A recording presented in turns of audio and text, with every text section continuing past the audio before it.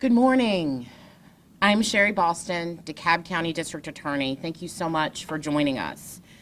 I am here today to announce a break in a homicide cold case dating back nearly 30 years and to share an exciting new collaboration in the effort to solve cold cases in DeKalb County. On September 16, 1993, the remains of a woman were found in a wooded area behind the Fairfield Inn, now the Quality Inn North Lake, and a vacant medical office near Ranchwood Drive and Parkland Drive in the Tucker area.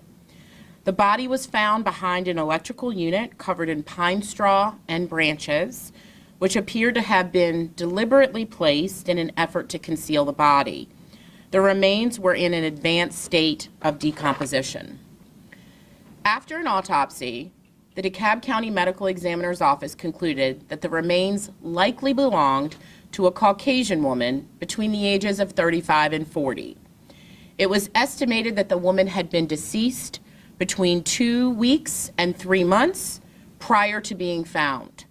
She had sustained traumatic injury to the facial area as well as a neck fracture that may indicate pressure had been applied to the neck. The cause of death is suspected to be blunt force trauma. No identification was found near the body. However, the victim had extensive dental work, including gold caps, gold teeth, and a gold bridge, as well as wisdom teeth that had been removed. A left hip replacement could have caused the victim to also have an unusual gait. Despite law enforcement efforts at the time, the woman found on September 16, 1993, was never identified, and her case ran cold. Today, nearly 30 years later, I am grateful to share that our victim has been identified as Becky Burke, a 15-year-old woman who was last known to reside in Cobb County in the Marietta or Smyrna area. Becky was identified through DNA testing funded as a part of a collaboration between the National Missing and Unidentified Persons System, NamUs, and Othram, and linked to a family member. She was ultimately identified through an emerging investigative technique called forensic genetic genealogy, or FIG, that combines technological advancements in DNA analysis and searching with traditional genealogy research. FIG is a unique investigative method that can generate leads to identify unknown suspects and helped identify the remains of homicide victims where traditional law enforcement ID methods have failed. FIG was first used to identify the Golden State Killer in 2018 and has since been utilized to solve over 600 cases and bring justice to numerous victims of violent crime, such as rape and murder. We can finally put a name and a face with this rendering. But the work doesn't end here. Exactly what happened to Becky Burke? We are currently seeking the public's assistance. Do you know Becky Burke? Or did you interact with her in the days and months leading up to her death in the summer or early fall of 1993? Are you familiar with either the Fairfield Inn at that time, now known as the Quality Inn of North Lake, or the medical office that was vacant in the area of Ranchwood Drive and Parkland Drive in Tucker? Do you know anyone that might have worked or spent time at the Fairfield Inn during the summer and early fall of 1993? We are asking anyone who may have known or interacted with Miss Burke around the time of her death to please call our cold case tip line, and you can remain anonymous. That number is 404-371-2444. So exactly how did we get here today? And how does identifying Becky relate to our larger mission of solving cold cases in DeKalb County? Last July, we invited you to share that we had identified the remains of William Deshaun Hamilton and indicted his mother in that homicide. William, only 6 years old at the time of his death, was found near a church cemetery in Decatur 24 years ago in a case that captured the attention of hearts of many in our community as well as nationally. Working alongside several of our partners who are here with us today to identify William and solve his murder had us all asking, how could we ensure justice and closure for more cold case victims? This desire led to the formation of the DeKalb County Cold Case Task Force, a coalition consisting of staff from the DA's office, the DeKalb County Medical Examiner's Office, the FBI, the GBI, the DeKalb County Police Department, and a private lab partner, Innovative Forensic Investigations. It is this team that worked with NamUs and Othram to identify our cold case victim, Becky Burke, and continues to work diligently to solve her murder. Cold case work takes determination, timing, and funding. And today, I'm pleased to announce that the DeKalb County District Attorney's Office has been awarded a 3-year Missing and Unidentified Human Remains Program grant in the amount of $500,000 to identify the remains of 27 individuals found in DeKalb County. The funding provided by the U.S. Department of Justice, the Office of Justice Programs, and the Bureau of Justice Assistance is intended for use in improving the reporting, transportation, processing, and identification of missing persons and unidentified human remains. Our office is one of only 6 entities nationally to receive a grant through the Missing and Unidentified Human Remains Program, and we are the only prosecutor's office to receive this award. The task force will use these funds to catalog, report, test, identify, and return to the families the unidentified remains of 27 individuals, including Becky Burke. To date, some remains have been housed at the DeKalb County Medical Examiner's Office. Others have been buried and will be exhumed to begin the process of identification. This work is truly a collaboration, and I'd like to recognize my team and our partners in this newly formed task force. From the DA's office, we have Director of Major Crimes, Lance Cross, Deputy Chief Assistant District Attorney, Shannon Hodder, Supervising Investigator, Matt McClendon, and our Grants Director, Ross Harris. The DeKalb County Medical Examiner's Office, under the leadership of Director Pat Bailey, the GBI, under the leadership of Director Michael Register, who could not be here with us today, the FBI, the DeKalb County Police Department, and our private lab partner, Innovative Forensics Investigations. At this time, I'd like to invite Director Pat Bailey with the DeKalb County Medical Examiner's Office to offer his remarks before answering any questions. Thank you, Madam District Attorney. Again, my name is Patrick Bailey, the Director with the DeKalb County Medical Examiner's Office. First and foremost, I'd like to say thank you, Madam DA, and your team with the DA's office, along with stakeholders with the state, the Georgia Bureau of Investigations, the FBI, and many private partners, and this collaborative effort. We couldn't do it by ourselves. We're a small entity with a big footprint, but when people show vested interest in this and they put, their efforts with staffing and whatnot, it is a huge deal. And yet again, the results of that is now we have a name for Rebecca. So that is a big deal. For a family who's noticed that she went missing, didn't have a clue as to what happened to her, we can now start providing those answers to families. I'd like to take a moment to express our thanks to those individuals 30 years ago, when I was a baby officer, so to speak, who laid the foundation for the work that we did today. Their exhaustive efforts working the scene, running down viable leads at that time, and of course, science progresses and evolves. They laid the foundation for what we were able to pick up the ball and do with today. So thank you for those efforts, and thank you, Madam DA, for the work we're doing here today. Any questions? Did you say she was 15? 52. 52. 52. Okay. She was 52. 52. So thank you, Director Bailey, and please be on the lookout for more information that we'll be sharing later about a missing persons event that our task force will be hosting and DNA drive on Saturday, May 20th. As the date gets closer, that will be an event for those persons that are interested in locating missing family members.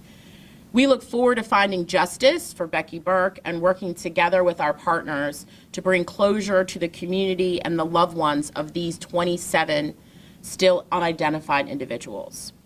Thank you. At this time, I'm happy to take any questions. What does a DNA drive look like? Well, this is going to be an opportunity for us, first and foremost. This is a new venture, but we will be bringing people out who will have an opportunity to discuss whom they're missing, or persons that they believe went missing in DeKalb, share information with us, and have an opportunity to submit DNA if in fact they believe that it's possible that one of these 27 individuals could be a family member that they know has gone missing. So when we say DNA, are we talking like they're donating blood, or like what is that donation? Go ahead. And so it's not that painful or that traumatic. It's more or less a buccal swab. Small Q-tip. We kind of swab and let you kind of do it to have fun with it, and then we submit it, package it up to be sent to a private lab. So it's nothing where we want to draw blood or anything like that. It's more or less so we inform you on the process. We take that specimen, package it up right there in front of you, and then we send it off to a private lab and try to keep you informed of the process. Just to clarify, there are already 27 I have individuals who've been identified, and now you're just trying to, or 27 individuals who are missing, and now you're just trying to match who these people are with potential relatives. Is that correct? Correct. They are unidentified. We don't know who they are. So we are trying to match them. And DNA and genetic analysis is a new procedure that we can use to link someone to a specific family. I was here last year for the Deshaun case, and so I guess since that was kind of like the first end of the picnic to kind of start the ball rolling for this, how long did it take for you guys to identify her in that time period, I guess, once y'all kind of realized, okay, we can use this for other cases? I'm guessing it didn't take all year, right? No, I mean, obviously, writing for the grant, I mean, working on the Deshaun Hamilton case was, for our office, just really thoughtful and justice-minded work that we wanted to continue. And of course, working with our partners, we understood that we had 27 other identified persons. And we are always looking for, obviously, this can't be done without money, because a lot of this work, obviously all of the testing, requires the use of private labs. And so getting this grant really was the impetus to be able to do that work. And, you know, Senior Assistant Shannon Hodder had this case kind of at the top of her list because we had some leads that would allow us to go in that direction. And of course, getting the money and being able to do the testing allowed us to kind of confirm. So I guess time frame wise, especially if you're going to have this DNA drive, what are you looking at in terms of maybe having some answers for folks once you get that DNA and kind of run it through the system? Do y'all have kind of, is it like months, weeks? I'd say it depends. I mean, nothing is as simple as it ever seems. DNA is just one piece of the picture or puzzle. It could give us a lead as to, I mean, I likened it to, I mean, we all are super familiar now with Ancestry and 23andMe, and the idea that you can use DNA to reunite families and find distant people that you did not know you were related to, including some celebrity or, president from 70 years ago, right? I mean, that's exciting and interesting. That's a lot of what this work is going to help us to do. But now we're actually going to be able to lend closure and justice to families who have someone that went missing and they don't know, they assume that person is now deceased, but haven't had closure. When you said Beck was found, did you say that her teeth had been removed? No, her wisdom teeth were removed. That was a part of her dental records. That was not a part of the crime. And I can't remember if you said you talked with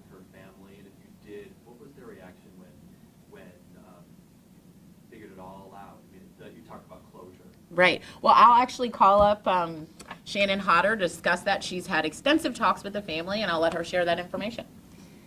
So the family has been spoken with, and of course, there was some measure of relief in knowing some of the answers to the questions they had about their loved one.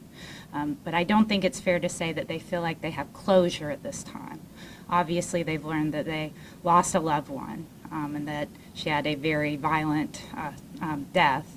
And so they're looking forward to us continuing to pursue all the leads and hoping to give them more answers to what happened to their loved one. Was there a missing persons report filed on Becky? There was not. And let me just clarify, because we talk about having 27 bodies, and Shannon brings up a really good point. 13 of those 27 are considered to be homicides, 1 an accident, 1 a suicide, and 12 undetermined. So this is a multi-layered process. I mean, identification in these cases is perhaps the first step. Reuniting families with the remains is another step, right? But ultimately, as you can see, a number of these cases are considered homicide deaths. And so getting the opportunity to first identify, which then allows us to then put out these types of bulletins and calls for information that will hopefully lead to us being able to hold someone accountable for her death in this case. But many times we can't hold anyone accountable if we can't put a name to the victim and then get an opportunity to have the public say, I knew Becky Burke, or I knew that location, or I have information about what might have happened to her 30 years ago. Why was it not possible to be able to solve the case until now? What was the challenge? Identifying her. As we stated, with many of these cases, the reason they're cold and the reason that the person can't be identified is oftentimes the remains are found in a decomposed state. And in this case, the remains were decomposed. There was no identification on the body, a license or anything that could identify that body. And of course, if the person doesn't have their fingerprints in a system, then they are unidentifiable. And if you don't have someone that maybe perhaps is looking for you in that specific place, not everybody that we find is someone that lives in that community. It's like a needle in a haystack sometimes when people go missing, because they can go missing anywhere but be from some other locale or location. Do you feel like the killer knew how to do this? Like something? We can't even begin to speculate that. I'm curious, in relation to this case specifically, you mentioned you'd been in contact with the family. Once there was an idea that these remains may have matched her identity, was there a point where you had to go back and get more DNA from the family recently in order to help identify her? Is that what Yes, that was a part of the process. The family helped us in determining that this was, in fact, their loved one, Becky Burke. So they were willing participants to give us DNA swabs that allowed us to make that connection. So there was nothing already that they'd given you to help? No. Of the 27 unidentified, how far back do those cases date? As far back as 1987. And what's the most recent? The most recent would be 2020. To go back and check specifically, but 2020 will be the most recent.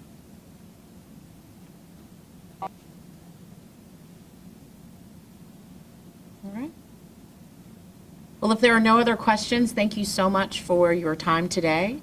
And we look forward to giving you more updated information as we continue the work. Thank you so much.